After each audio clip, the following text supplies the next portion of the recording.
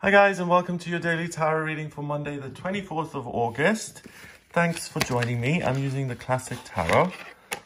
Let's have a look at these cards. See what they want you to know. We've got acquisition. That's the Ace of Pentacles. Then we have study. That's the High Priestess, the Popess. And then finally we have, what's this? Balance. This is Justice. 8th card of the Major Arcana in reverse. So that's cause and effect. All right. So the scales of destiny are biased and they're kind of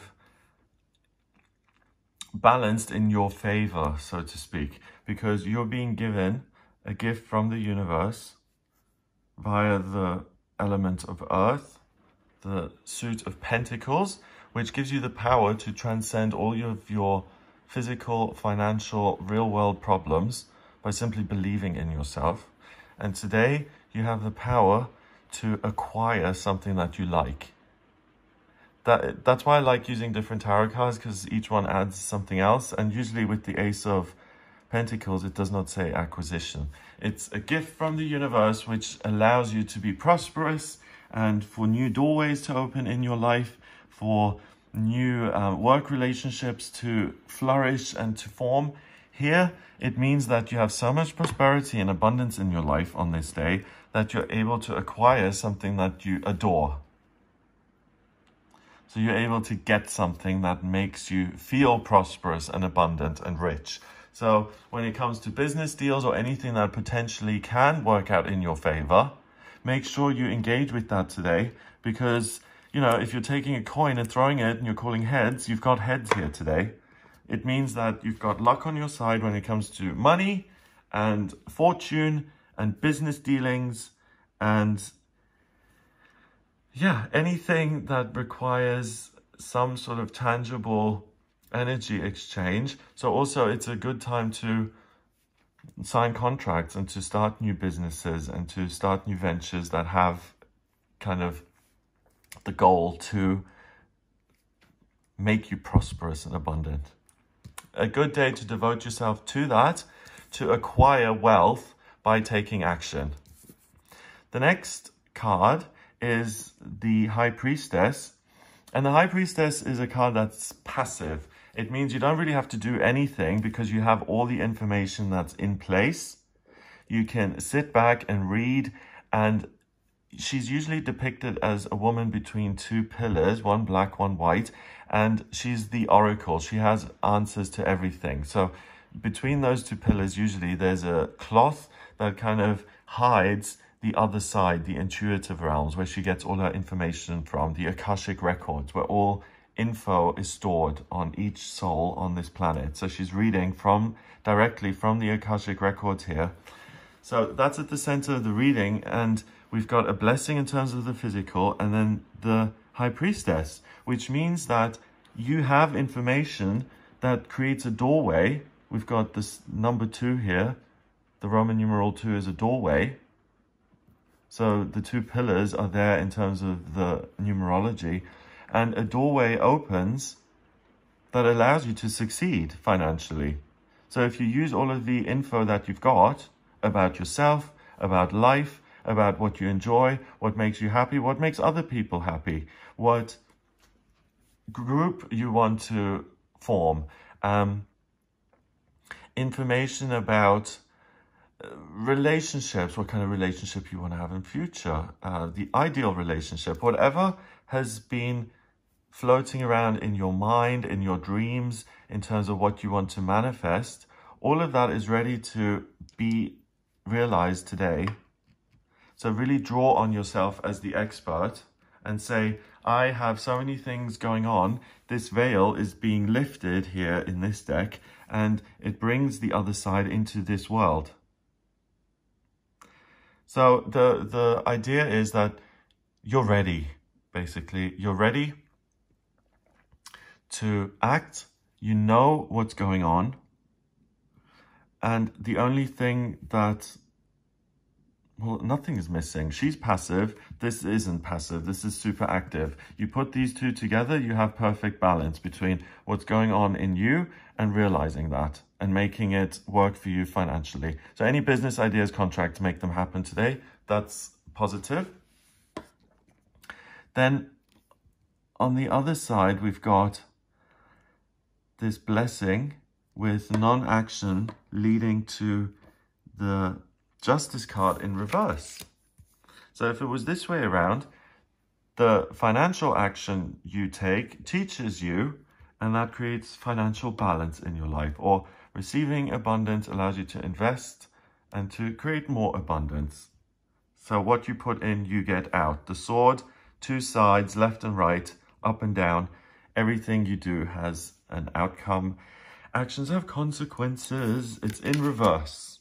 So it's not that the outside world informs you, although I'm being told it can do. Yeah, we've got this eye here. So the outside world can inform you of something that you already know. So it's the way you make your money may be prosperous and abundant, but it doesn't make you happy. And you'll be like, well, thanks for sharing, universe. I already know that. If that's the case, then the cards are saying that what's missing is your action based on that info. So you may be like, oh yeah, I know. Well, if you know, why aren't you doing?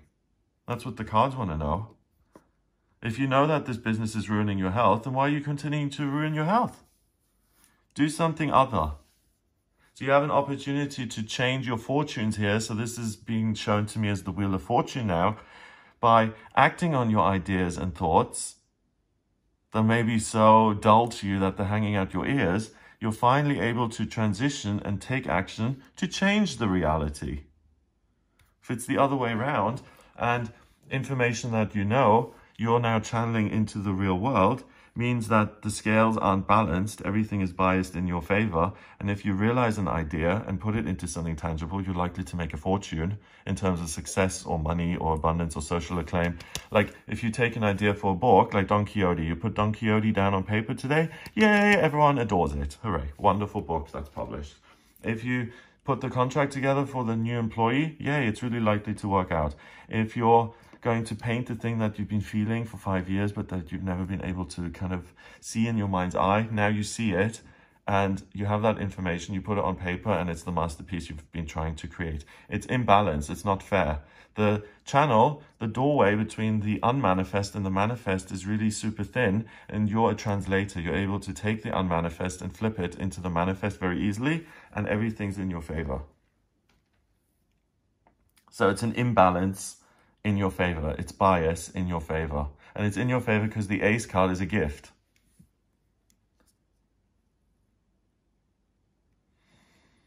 So it's an abundance of information, and it's the clarity to see that up until now, you have not acted on this correct information which you can trust. And it is now time to act and to articulate and communicate that information and to do something with it. You know that's going to work, the all-seeing eye. You've seen the future as such, or you feel today that if you go ahead with these things that you've been thinking and feeling, you know that it's going to succeed, that the universe is biased in your favor. So just go with it, stop fighting it. And then also if the world is educating you and saying, you know this doesn't work, then please don't shut your eye on knowing that either and saying, yeah, if I continue to get myself in debt every month, then in 5 years, I'm not going to be in such a great position. I'm not going to stop living in denial about that. I'm actually going to face the music and realize that, play it forward as such, see that that doesn't have a happy ending, and I'm going to do something about it. You have the strength to do it today. You have the strength to make changes based on new information that becomes available to you. So have an amazing day. Number-wise, we've got the Ace card, that's 1. The High Priestess is 2, so 1 and 2 is 3. And then we've got 8 and 3 is 11. 11 is the master number of service, and 11 is also this. I mean, I know it's a 2, but it could be an 11 if you take the things off. So 11 is the master number of service. You're able to be of service to yourself by finally applying the information that is truthful and right and correct, and that you know is right, but that you haven't had the the wherewithal to implement or the courage to act on. You have that today. And then everything has its outcome or its equivalent. So when you help yourself, you naturally help other people. Either whether they see you succeed and that encourages them to succeed themselves, or your actual success or what you're doing helps others. So make space for self-care, please. It ultimately helps the world. You help the world by helping yourself. Have an amazing day. If you'd like a personal reading with me, please get in touch via my website. It's gregoryscott.com. On the front page, just click on the button to order your reading with me. If you like this video, please hit subscribe, share the video online, and give it a thumbs up. Hit the like button, please. Have an amazing Monday, and I'll speak to you tomorrow.